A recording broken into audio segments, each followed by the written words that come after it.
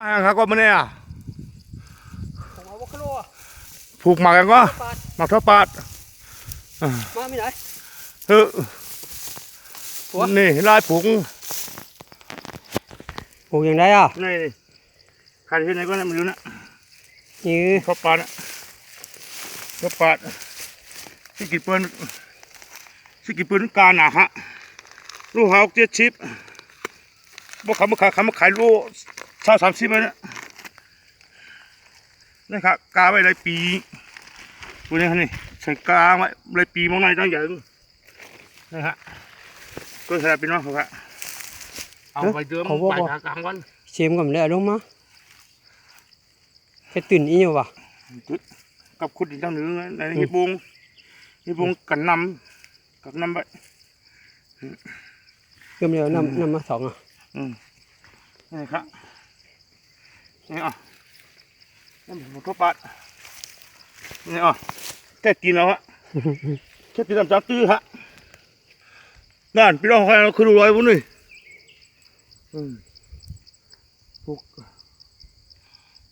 ปูนับไว้คุณถือว่าหน้าไว้เนี่ยไปตายแล้วแต่เป็นเฮ็ดหน้าสาเหตุที่ข้ามมาปกไงที่คนขัดตัวที่คนจะขัดได้หรือว่าได้ข่าวก็มาเนี่ยมาปีเจ้าเขาก็เนี่ยสมัยปลูกได้ดีจังเลยมันเตือกมันเตือกมันเตือกคุ้มมันนี่จีคนลิ้นจี่กาใหญ่ครับใครผูกลิ้นจี่ในทั้งหมดก็มันจำได้ร้อยไปยังพวกเดี๋ยวมีอันปรับมันอยู่ก็งำนะก็ตัดที่ยากอ่ะตัดเปียที่ยากอ่ะนั่นทุกผู้นั่นที่งามนั่นปีมากผูกงาเลยปีมากปีเดียวไปผูกงาเกือบก็แค่ถึงก็ไม่ใช่เนาะเปียแล้วโอ้โหมาเก็บดินแล้วก็จึงใช้ยินอ่ะเอ๊ะเพราะ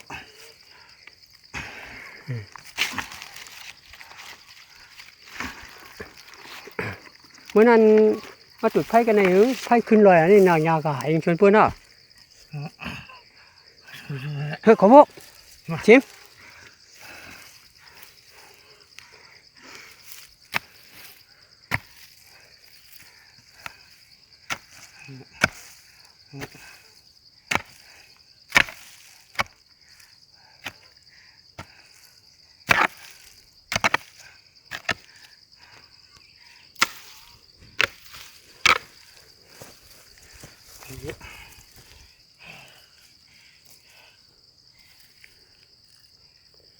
มีหลักฐานว่าค่ะ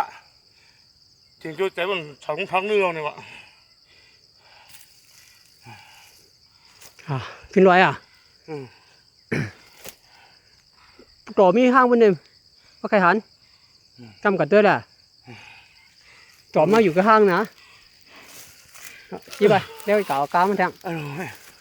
เพื่อนนะพี่น้องเอากามาปังฮัลโหลเข้ามาปลูกปูต้นเนาะเอาอย่างมาหานั่นกลับมาทบปาดวังอ่ะช้าดีในได้นี่กาใหญ่เลยนักกามาโชกะเมื่อได้เหลือเชื่อมา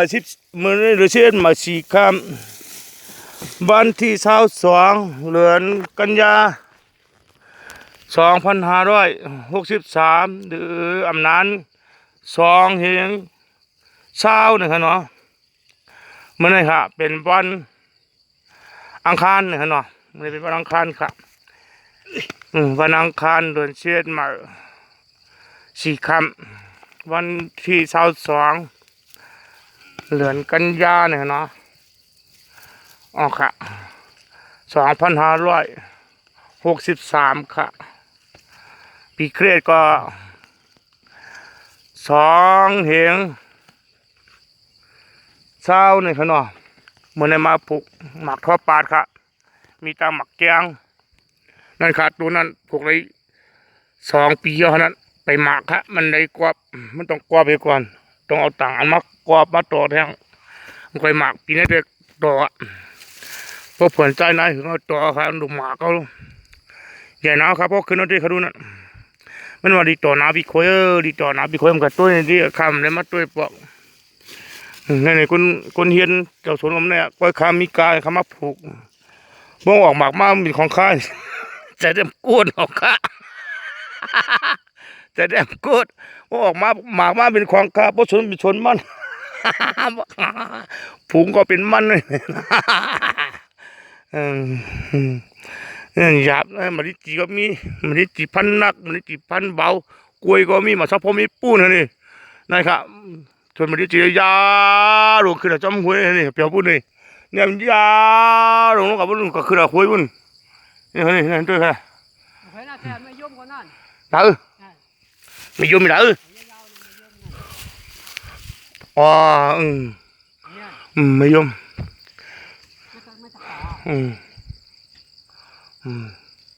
โอเคครับพี่น้องเขาครับ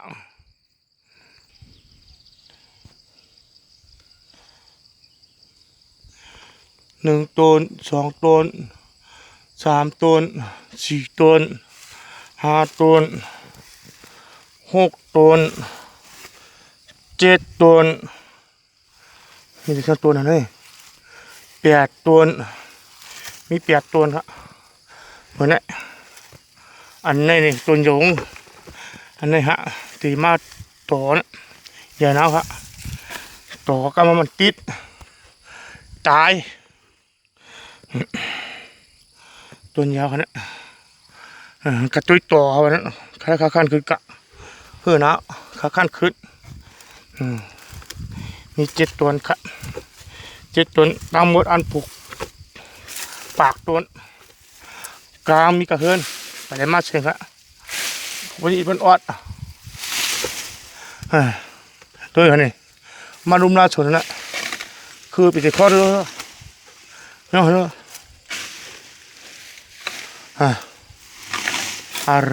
ือลงลายครับนี่จะขันน้ำมาหัวผมหัวได้ครับมันเป็นรอย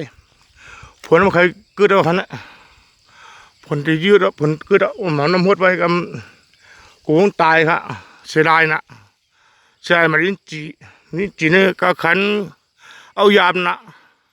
ก็มาเตียกก็มาเมียงจีเนี่ยนี่ข้ามข้านปีเดียว